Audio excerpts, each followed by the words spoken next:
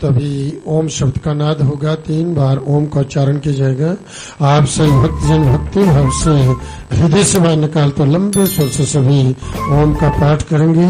माँ से प्रार्थना करते हुए कि हे माँ, इन स्तोत्रों द्वारा, इन मंत्रों द्वारा जो आपकी स्तुति की गई है, इसे प्रसन्नता पूर्वक स्वीकार करो और पूरे विश्व को वरदान दो, आशीर्वाद दो।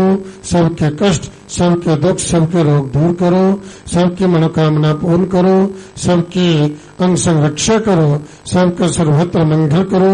ऐसे मंगल कामना करते हुए विश्व कल्याण के लिए 3 बार सभी एक साथ ओम का पाठ करेंगे।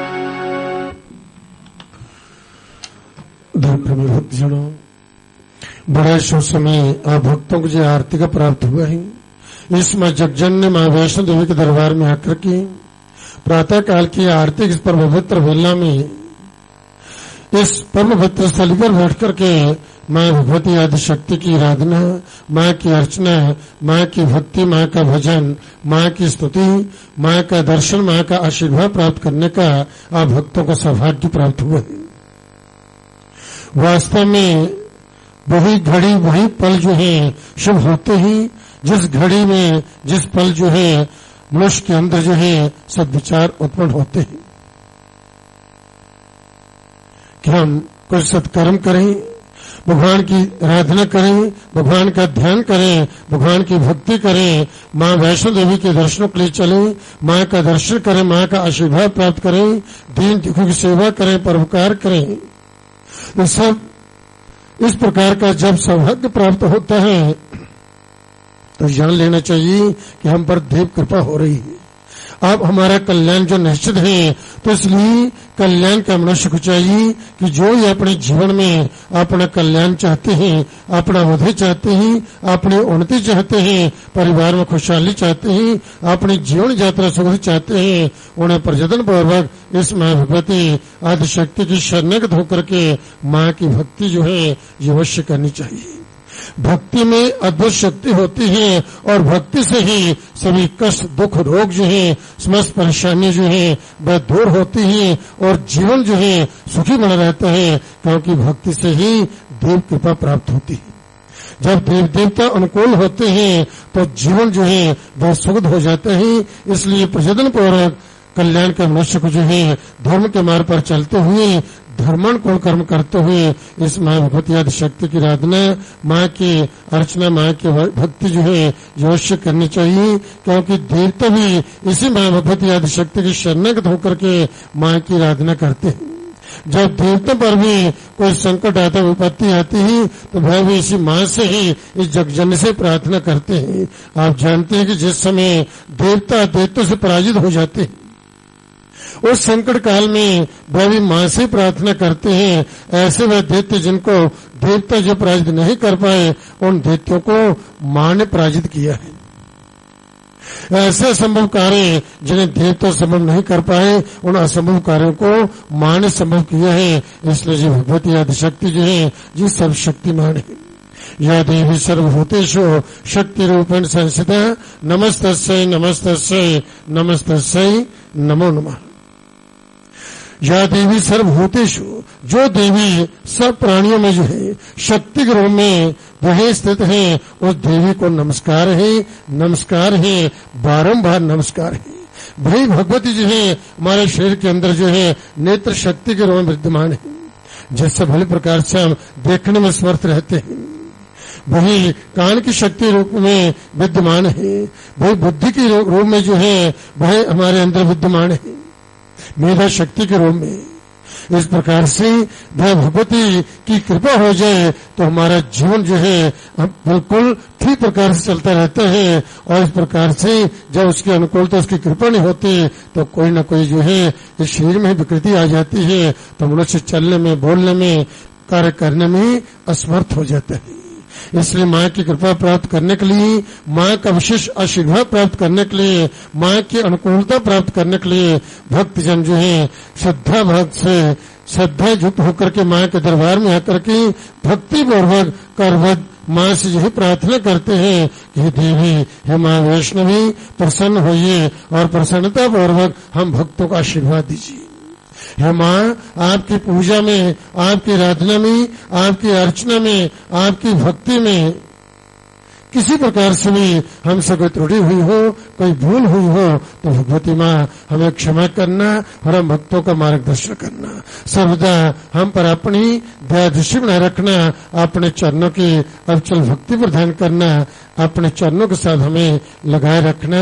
हे देवी, हे माँ वैष्णवी, आपके चरणों में हम सब भक्तों का भक्ति भाव से बार बार नमस्कार। बोलो सच्चे दरबार की जय। तो ये जीव जो है वास्तव में जब माँ के गर्भ में आता है तो कहते हैं कि उस समय उत्तान पाद होता है, सर नीचे और पैर ऊपर होते हैं। तो माँ के घर में जब उल्टा लटका हुआ होता है तो उस समय जो है जब भगवान से बार बार प्रार्थना करता है कि प्रभु अब मैं कभी कोई गलती नहीं करूंगा, आपका स्मरण, आपका ध्यान करता हुआ आत्म कल्याण करूंगा।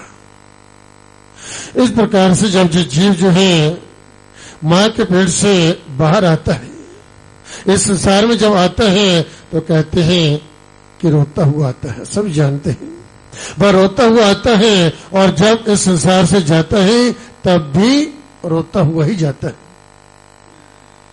आता भी रोता हुआ है और जाता भी रोता हुआ है, परंतु जीव जो है कहीं परमात्मा के लिए जो है वह नहीं रोता। परमात्मा के लिए जो रोता है उसके दुखों का अंत आता है, उसके सब दुख दूर होते हैं। और इस प्रकार से जो परमात्मा के लिए रोता है उसी उस प्रकार से भक्ति प्राप्त होती है, उनके कष्ट दुख जो है वह दूर होते हैं। भगवान अंगसंग जो उनकी रक्षा करते हैं। माँ कुंती, जो द्वापर युग की जो बात मैं आपको बताने जा रहा हूं कि माँ कुंती जो है जो कृष्ण के वियोग में जो है व्याकुल हो गई। कहते हैं जब पांडवों पर बड़े कष्ट आए, दुख आए, तो भगवान जो है इनके साथ साथ रहते हुए जो है इनके कष्टों को जो है दूर करते रहे, इनका मार्गदर्शन करते रहे। कई प्रकार की विपत्ति जो है पांडवों के जीवन में आई और अंत में जो है पांडवों ने विजय प्राप्त कर ली, सब प्रकार के सुखों की प्राप्ति हो गई, राज्य की प्राप्ति हो गई। तब जो है कहते हैं भगवान कृष्ण जो है आप हस्तिनापुर से प्रस्थान करते हैं। जब वह रथ पर बैठ करके जाने लगी उस समय कहते उस वियोग में जो है कुंती जो थी कृष्ण के, भगवान कृष्ण के जो है वियोग में वह व्याकुल हो गई। और जिस रास्ते से भगवान श्री कृष्ण जो थे रथ पर बैठ करके वह जाने वाले थे, वहां आगे चल करके जो है कुंती माता जो थी वह रास्ते में खड़ी हो गई।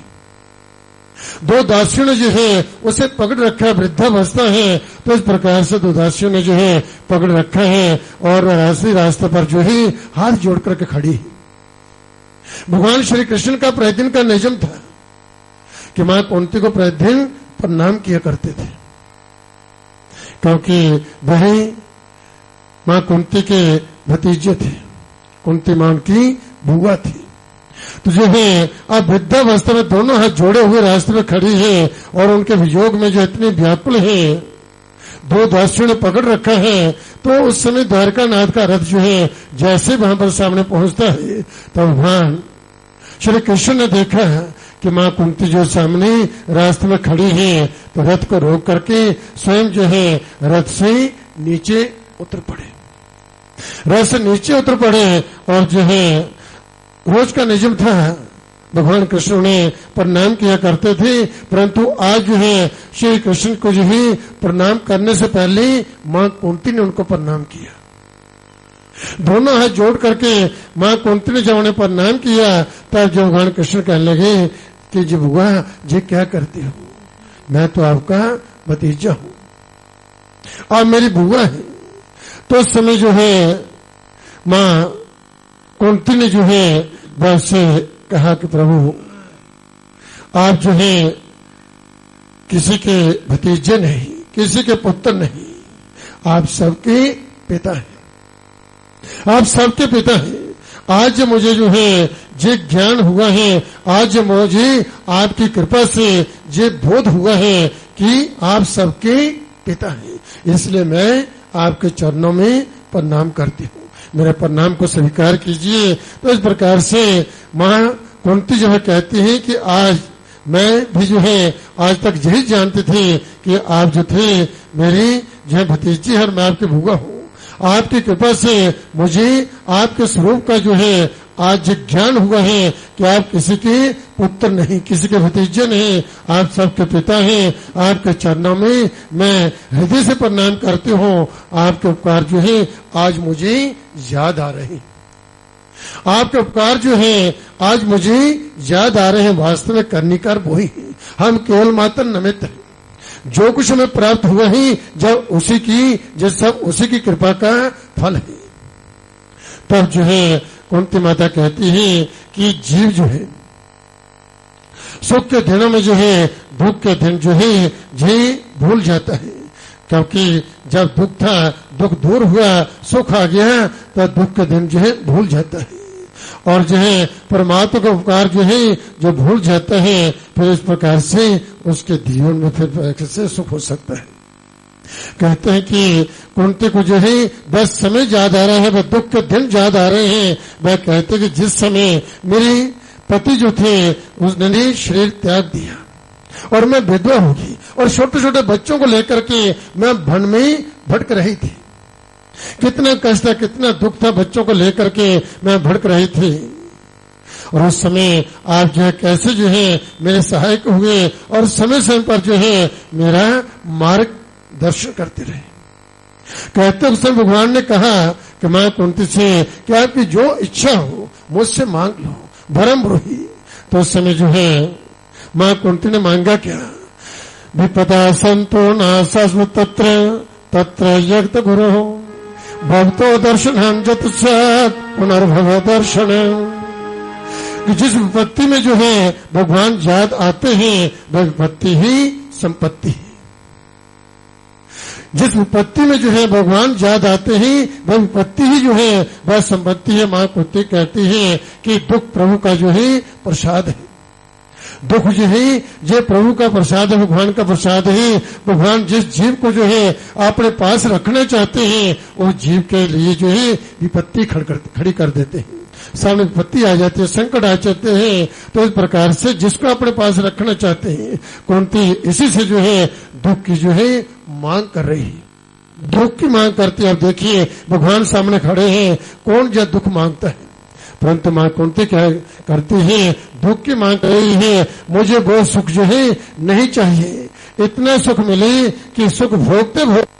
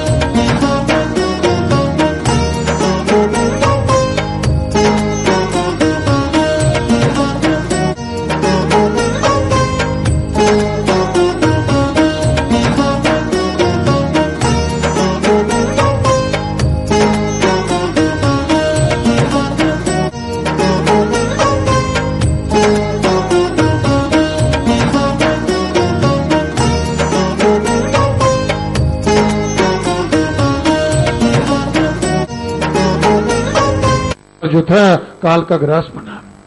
अभी आप कृष्ण रूप में जो है यहाँ पधारे हैं, क्योंकि जावंत जो था, जिस समय राम रावण युद्ध का जो समाप्त हुआ था, उस समय सभी जो है वानर सेना भी उनकी सहायता से उन्होंने युद्ध पर विजय प्राप्त की। तो कहते कि उस समय जावंत ने राम से कहा था कि प्रभु युद्ध हुआ, रावण पर आपने विजय प्राप्त की, परंतु मुझे युद्ध में कुछ आनंद नहीं आया, क्योंकि मेरी बराबरी का कोई योद्धा जहां पर था ही नहीं। तो इसलिए मुझे जो है युद्ध करने में कुछ आनंद आया नहीं। तो उस समय भगवान ने जब वरदान दिया था कि द्वापर में जो है मैं कृष्ण रूप में आपके साथ युद्ध करूंगा, बोलो सच्चे दरबार की जय। तो वहां जाकर के अब भगवान कृष्ण ने उसको जो है जब मुष्टि का प्रहार किया तो वहां पर जो युद्ध किए है, और फिर जो है पहचान के अब मैंने आपको पहचान लिया महाराज। भक्तजन इस मंत्र का पाठ करेंगे, सब मिल करके बोलना। ओम ऐं ह्रीं क्लीं चामुंडाय विच्चे, ओम ऐं ह्रीं क्लीं चामुंडाय विच्चे, ओम ऐं ह्रीं क्लीं चामुंडाय विच्चे, ओम ऐं ह्रीं क्लीं चामुंडाय विच्चे, ओम ऐं ह्रीं क्लीं चामुंडाय विच्चे, ओम ऐं ह्रीं क्लीं चामुंडाय विच्चे। सच्चे दरबार की जय। तभी भजन की वेला में निवेदन करो।